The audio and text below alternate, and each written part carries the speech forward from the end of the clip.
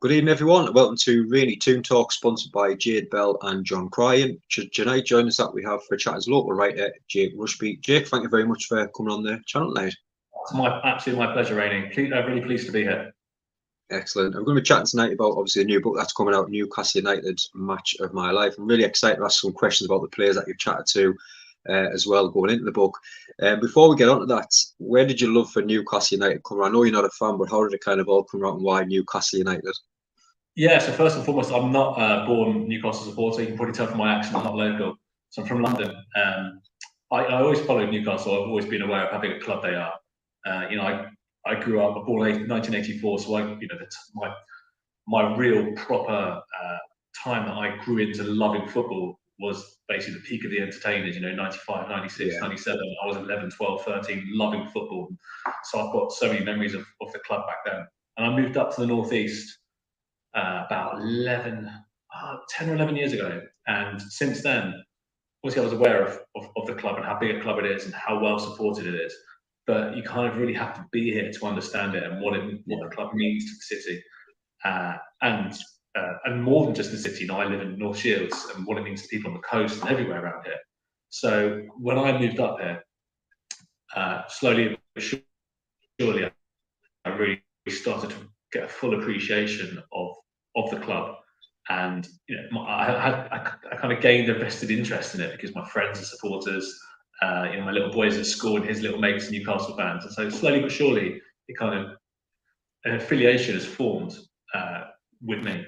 The club, I feel affiliated with the club now. And so the book came at just the perfect time, and the whole process of doing it has just made me feel more close to the club and speaking to all the former players and getting their feelings and everything that they've said about the club, because every player to a man has been so positive about the club itself, about the city and about the fans as well, and talking about the support they had when they were there and their love for it.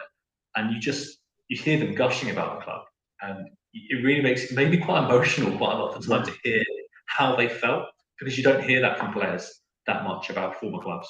But every single player, as I say, to a man, was gushing about the city and about the club and about the fans. So it's just kind of grown on me really over the past few years.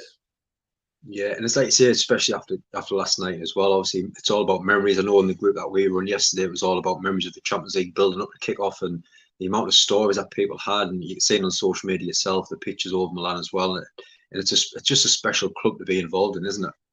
Yeah, absolutely. And some of the players that I've spoken to, I put a tweet out yesterday. One of the players I spoke to was Rusby. Does a lot of stuff in the northeast still, even though he lives in London. He's got a massive affiliation with the club still. And the match of his life was the game in which he scored against Royal Antwerp a hat-trick of headers, right? And that was the kind of comparison with yesterday was that it had been after a 17-year hiatus away from Europe, right? So there were a lot of parallels. An away game, obviously the result wasn't the same, but watching it last night, and it just brought back my memories of speaking to him and his memories of that game and how much it meant to him. So I can imagine the current squad of players what that will mean to them to be able to play in a game of that magnitude in a stadium of that quality. It's just brilliant, and I'm so pleased for the fans who got to travel. I've got a good friend who went over, and it just sounds like amazing. And a point's good. I think the bottom line is obviously you see a goal, but a point at the San Siro, taking that. And where did the idea of the book come from? Where did it all come from? So, slightly long story, which I'll try and shorten. But I used to be a journalist. I'm down on the south coast in Portsmouth. I was a news journalist, but also a football journalist. So I used to go and cover Bournemouth games, Portsmouth, Southampton, Brighton, the south coast clubs. And I worked for an agency who would send me out, and I left there to move up here. And the two people who ran that agency were two journalists, a guy called Alex Crook and a guy called Pat Symes. And after I left, they did a few of these books called Match of My Life, and they were about the South Coast clubs. They did them about Portsmouth and Southampton and Bournemouth, where they spoke to ex-players. Yeah. And so sadly, last year Pat died, and it's quite a long way to go, and I was umming and ahhing about taking the time away from work to go and fly down for his funeral. But I just thought, well, he was a giant, like a really journalistic giant. Like he was a journalist for decades and really good guy. And I just thought, you know, I need to go down and pay my respects to him. So I went down. We had a massive piss up, because that's what you do when, you know, celebrating a guy's life like that, or just like toasting his memory. And it was on the way back. I got on the plane to come back to Newcastle, absolutely hanging, and I just sort of had this epiphany of, you know, it'd be great to do a book about Newcastle. You know, the way that things have been, how the fans have been, the positivity around the place. I just thought it'd be perfect. So I got off the plane and I messaged Alex and just said, Alex, match of my life, Newcastle United, question mark. What do you reckon? And he went, I love it. And he literally sent a WhatsApp message to the publisher, who he's friends with. And the publisher was like, let's do it. As long as you can get the names, the big names, let's do it. Yeah. That was it. So we just like, well, can we get the names? And that's Alex works at TalkSport. So he was able to get a couple of contacts to get the ball rolling. The first person I spoke to was Warren Barton, and he was brilliant. Did a great interview with him. And from there, it just kind of snowballed. You know, and we've got this absolute list of players that, I mean, when we started out, we had a kind of long list of about 40 names of like the ones we really want, players we'd love to get. And the other ones we can't get them, we'll go for these guys. And we pretty much got every single player that we wanted, and that's that top tier of, you know, your real Newcastle legends. And so here we are. Literally, Pat's funeral was a year ago last week, I think. It popped up on my Facebook memories, and I was able to sort of think, wow, in a year, it's gone from just me being hungover on a plane, having this random idea, to, well, I've got the manuscript now, it's done. It's pretty much, it's being proofed, and it's going to be printed in the next couple of weeks. So it's amazing. No, it's great. I know we've just been chatting there before the show about obviously former players and stuff, and like yourself with the Facebook group we do and the channel as well, we get a few former players on to chat about their career, the best and worst moments and stuff like that. And I know when I first started out with the idea saying, right, we're going to get some former players to come and answer these questions, and a lot of people said, well, how are you going to find them? Why do they want to answer questions for yourself? Was it nice just to kind of start getting them first through replies kind of through the phone or via email to say, yeah, this is now picking up and taking away with some speed? Yeah, absolutely. As I said, it helped that Alex was able to have a couple of players in his contacts book, which started the ball rolling, and then they sorted us out with a couple of extra contacts. We got in contact with a few agents and went through them. And to be honest, Google was my friend in that I had to really use my journalistic background to find these guys. You know, players like Fabrizio Colacini, who, you know, recently retired. And he lives in Argentina, right? So I had to try and find him, and I managed to get hold of his agent. Fortunately, I speak some Spanish as well, so that was quite handy. So some of the players we've got, I've got Jonas Gutierrez as well, who was amazing. Hopefully, we'll speak a bit about him a bit later on. And it was a case of contacting the agents and trying to not charm them, but just to sell it to them, tell them what this book was about, who we already had on board, and ask them to get their clients involved. And you know, it worked out. It was just a lot of persistence and a lot of digging, but we got there. And actually, as I said, some of the players helped us out. I was really struggling with Jonas Gutierrez, and I got his number eventually from his agent, and I was messaging him. I think he was ghosting me a little bit. I think he was a bit like, and then I did an interview with Colacini, and he's got a house in Newcastle still. I was trying to get hold of him, messaging him in Spanish, because his English is pretty good, actually. It's better than I thought it would be. Messaging him, and we were messaging back and forth, and nothing. We didn't manage to get a Zoom interview set up, and then he messaged me saying, "Jake, I'm in Newcastle. Will you come to my house?" So I went to his house in Newcastle, did this amazing interview with him. And then I was saying, I'm trying to get Jonas. He's like, oh, has he not got back to you? I said, no, he's not. He said, give me a minute. He was like messaging Jonas.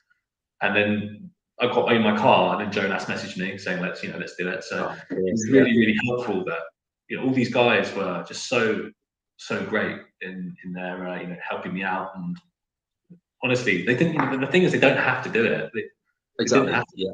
We're not paying them, this isn't, the thing is with the book, it's not a money-making thing. It's a project. It's a thing I'm doing for the love of the game, and that's what the players are doing it for. They're not doing it for money. They're doing it to tell their stories, and because they love Newcastle United and they want to talk about it, and that's what's been so great. No, it's amazing. And like you say yourself, in Alex sport, a lot of former players from the book, including, like you say, Shearer, Monker, Given, Ferdinand, Colaccini, Jonas, Lee, Cisse, and even Rafa Benitez as well. I mean, how good, as you've just touched on there, speaking to some of them legends. Benitez was a whole other thing where I had to use. He's got an agent. I managed to get hold of find his agent's contact details, and again he's Spanish, so I emailed him in Spanish, and he basically emailed me back saying, I'll speak to Rafa. I think he might be interested. So, brilliant. And there was the next day. I think I was sat in my my spare room / office, and I think I was just procrastinating. I think I was on Facebook or something, and I got a call from a withheld number. I thought, oh, it's going to be some sort of cold caller or something. Yeah. Shut it up. I picked it up, and I was, hello, and I heard this voice, and it went, "Hello, Jake. It's Rafa Benitez here." What? I wasn't prepared at all, because the state of play was his agent had said he might do it. I hadn't got a list of questions or anything. He said, "Can we do the interview now?" And I was like, "Can you please just give me 5 minutes, please? 5 minutes." So he rang me back, and 5 minutes later, so I had to quickly get some questions down and get my wife's phone to record the interview, because I had to use my phone's loudspeaker and record it using hers. And it was amazing. He was so great. Like really, really down to earth. Really, again, gushing about the club, and it's really honest as well. Really, really honest. It was just like the perfect interview with him. And I mean, my heart rate was sky high during that interview, because you're interviewing a Champions League winning manager. Yeah, that's it, isn't it? Yeah. Crazy. But yeah, really, really enjoyable. Yeah, and one name that you mentioned as well, Monker. I know where we're at the Strawberry, it was a good 5-6 months ago now. We're a little talking, and he kind of was chatting about the final, obviously winning the cup, and the team talked at half time, and he was only supposed to be on for about 10-15 minutes, and it was about half an hour into it, and you could still hear a pin drop. Just everyone to hear how more stories about this certain player, about that player, and to hear a legend like him. I know that we spoke to him as well. It's nice to get them players involved as well, isn't it? Definitely, and that's way before my time, right? So I had to do my research on that and look back at it, and then I got to go to, again, the best interviews that I've done, the most enjoyable ones have been the ones where I've done them face to face, and I haven't done as many face to face as I would have liked. But Monco, I did face to face, and I went over to his house. He still lives locally, and I kind of went over. I took him a slice of cake, because I do a bit of baking. I took a couple of slices of cake over, so I thought I need to sweeten him up, show him a bit of appreciation. Here's a slice of cake for you and your wife, and he's like, "Oh, great." Walked into his living room and just sat there for about 3 hours just chatting, and we went from the start of his career to the end. And the guy has an incredible wealth of stories. He started off telling me how he originally was on trial at Man United before he went to Newcastle, and he was there for about 6 weeks, and it was just after the Munich air crash. That's how long ago that is. I couldn't believe that he was telling me all of this. And he said that Matt Busby was actually not at Man United at that time. He was still recovering. So there was no one there to kind of give the green light to him signing. Yeah. So he basically said, "Well, they don't want me," and he left and went to Newcastle. So if Matt Busby had been around, his career might well have been very, very different. But I sat there in his living room for, as I said, about 3 hours, and he was just telling me story after story after story, and his memory was just incredible. And I think we had a word count of about 2,500 per chapter that we were looking for. And with him, I just let it run. I just let it run because it was all gold. It was all gold. Because obviously we talk about matches. The one match that he wanted to talk about was, of course, the final in 1969, the First Cup. But really, it's about looking for the little nuggets of gold, as we sort of coin it. The little stories, the little things that he can bring to life. Some of which he's probably said before in these talks, but looking for the different angles, the little bits of human interest, and he was just full of it. It was brilliant. He's fantastic. I mean, two of my players that you mentioned on there, my heroes, Shea Given and Alan Shearer. I mean, to get two players like that as well, that must have been great. Yeah, well, I didn't do either of those interviews. Alex was like, "I'll do Shearer." Of course you do Shearer. He was actually in Portugal. Alex was on holiday. And he did Shearer in Portugal. He was over there playing golf. So Alex went over and just grabbed him just for half an hour. And again, it was absolutely brilliant. And he got some fantastic lines out of him about his favourite game. He again, probably quite an obvious one. He chose the game in which he broke Jackie Milburn's record. Yeah, I remember it well. Yeah. Yeah, and he was talking about how his dad after the game had said that he was proud of him, and I think he said it was like one of the first times he'd ever heard him say that, and so just things like that you would never have imagined you'd hear from a player like that. So he came out with some brilliant stuff. Shea came out with some fun. His game was the Barcelona win 3-2. Yeah. I think we did Keith Gillespie. I think Keith Gillespie was a bit annoyed because Shea Given picked that game, so Keith couldn't pick it. And obviously Keith had a storm of that game, didn't he? 2 assists and an absolute magician. So Shea did that game, and he was just waxing lyrical about Asprey of that game and Gillespie and the whole team. So he was excellent as well. And I think just to get a real mix, to go from Bobby Moncur 1969 to all the way to Dan Burn was a member of the current squad that we did, and getting him talking about his goal against Leicester in the Carabao Cup, going from a fan on the terraces to scoring the winner in the quarter-final of the Carabao Cup. Just amazing tales.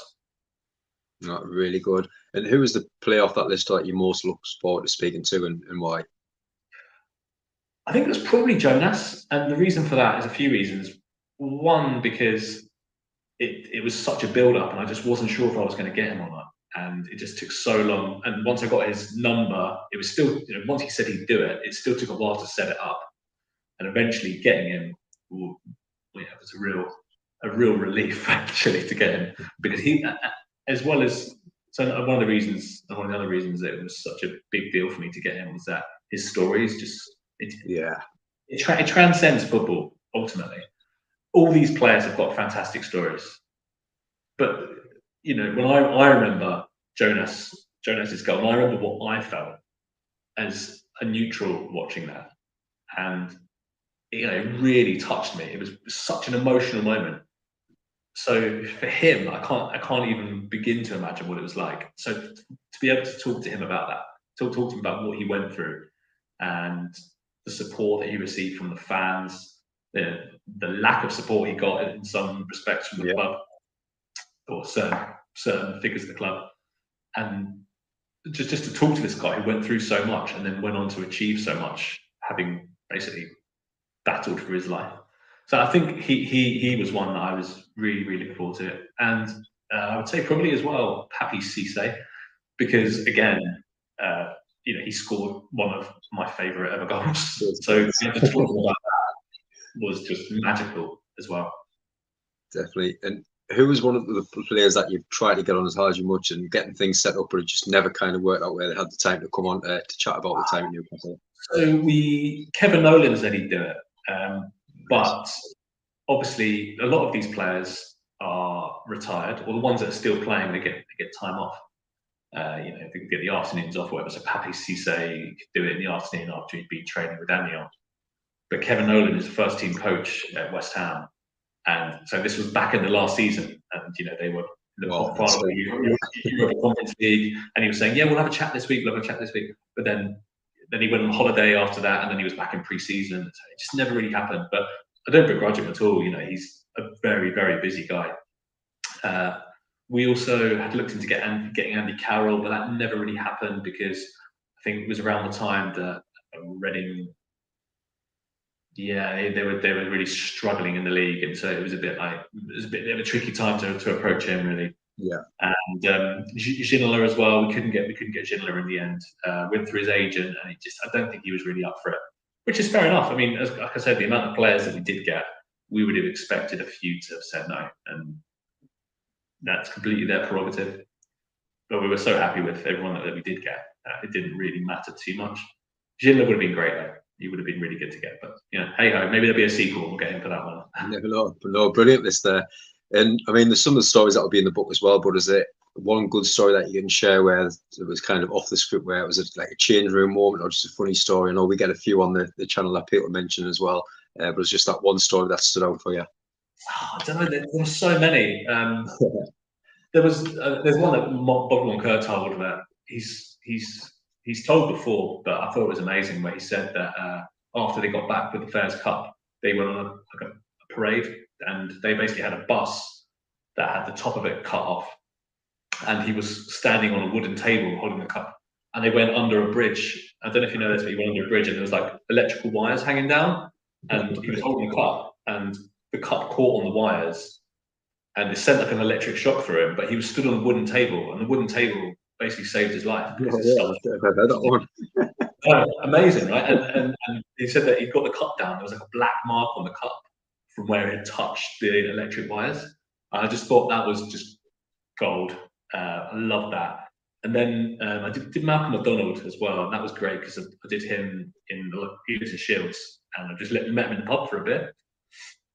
And he told me a story about how on his debut, because his debut was the game that he did for the match of his life, which was the 3-2 win over Liverpool. And he said that he scored his hat trick, and then he got wiped out by Ray Clements. He said it's the only time he's ever been like knocked clean out in the game. Ray Clements was obviously he'd scored a hat.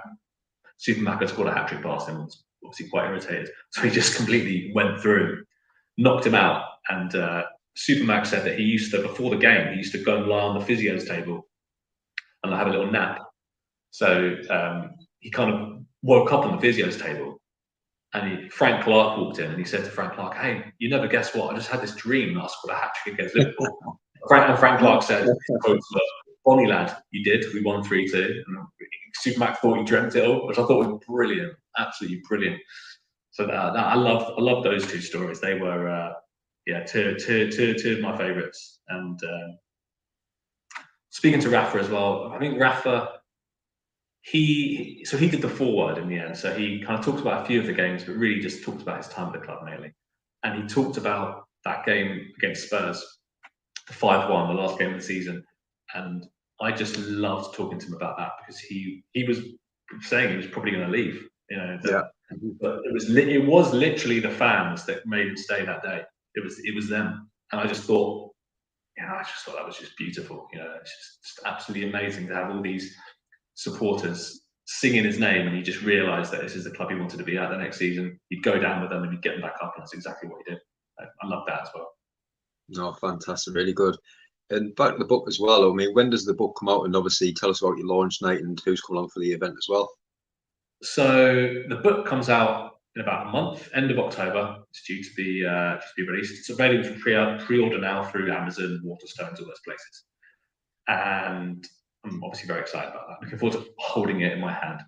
And then about a month later, we've got a launch night at the Playhouse in Whitley Bay, which is on the 24th of November, which is a Friday. And we've got Supermac, we've got Lee Clark, and we have David Kelly as well. Ned Kelly going to come down, talk about his short but very eventful stay at the club. And we've got Frank Clark as well, who I'm absolutely buzzing to get down, because the club's 4th highest ever appearance maker, winner of the Fairs Cup. He won the European Cup with Nottingham Forest, which, by the way, he said he valued the Fairs Cup on an equal level with the European Cup, which I thought was quite cool. So we've got all of them coming down. They're going to be interviewed by Alex, my co-author, and Sam Matterface, who's your viewers will know as the ITV's chief football commentator. Yeah. So he's coming up even from London, and they're going to be interviewed on stage about their favourite games and their time at the club. And then afterwards, after the interval, there'll be a Q&A, so all the fans can ask questions to any of the players they want.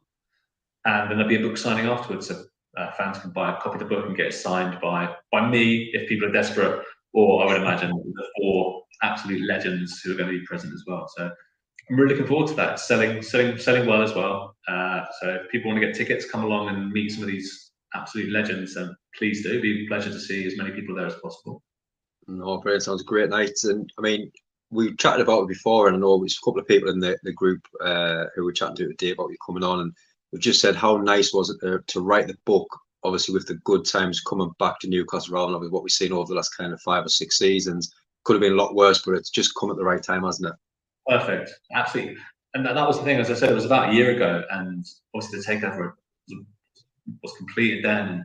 I just felt like there was so much positivity around. It just was the ideal time to do it.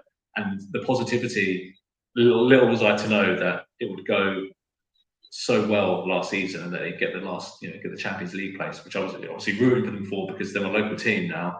But also I was like, it's going to make the fans even more positive, and I just wanted that to continue, that positivity. So it was just perfect timing, really. I couldn't have timed it any better. I'm very grateful that it all happened when it did, and I think that it's the only ways up for the club, really. And I know they've had a bit of a shaky start to the season, but very early days, and as I said earlier, we've just got a point at the San Siro. I think that it's fantastic, and I hope things go from strength to strength with them. Definitely, and like you say, with the memories that the new players, or the current squad, sorry, that's going through now, it could be another book in 10 years' time, couldn't we? Talk about Champions League, Premier League winners, you never know, do you? Yeah, maybe. It's true, and we did Dan Burn for it, and Alex spoke to him, and he was brilliant. He was, again, so honest, and he came out with loads of good stuff about what it's like in the dressing room at the moment. Because obviously we've got loads of memories, but we really wanted someone from the current squad to talk about what things are like there. And he's part of the leadership group, so he was able to talk about what that's like, what's expected of them. And he was, again, full of great stories, full of admiration for Eddie Howe. And he came up with, again, a really good line that obviously you remember he did that dance in the dressing room after the game. And he was saying that he actually ended up really regretting he did that, because it sort of took away a little bit from the goal, and it didn't make him a laughing stock, but it kind of took away from the result a little bit. It was a bit that became the focus of his comedy sort of thing. So he said he regretted that a little bit, but I don't know. I'm pleased he did it. It's a good story. It was good. It was very good. Well, Logic, it's been an absolute pleasure speaking to you. And like I say, I'm really looking forward to the book coming out and getting it myself, because I love going through. I know I've had a couple of books over the last couple of years with different Newcastle fans as well, so really looking forward to having a read of that. And I just love players' memories. And then, as you said, with the takeover, and I know I'm really friendly with a former player that runs the former player table at matches, and he's kind of said that in the past kind of 5 or 6 seasons, a lot of former players have just never been wanting to come to the stadium because of the old ownership and stuff like that. And it's just so nice now to see these former players want to be involved again. You see them doing interviews for their website, for Twitter, for Facebook, and it's just like coming out of nowhere again because of the love that they're getting back for the club now under new ownership, isn't it? Yeah, absolutely. And as I said, every player that I've spoken to who hasn't been back has said how much they would like to come back. For example, I spoke to Papi Cisse, and he's still playing. And he was so, I've used the word gushing a few times, but I can't think of another synonym. But he was just full of love, and he was saying that he was looking forward to coming back, putting on a black and white shirt, and he said, like, being a Geordie man again. That was the expression he used.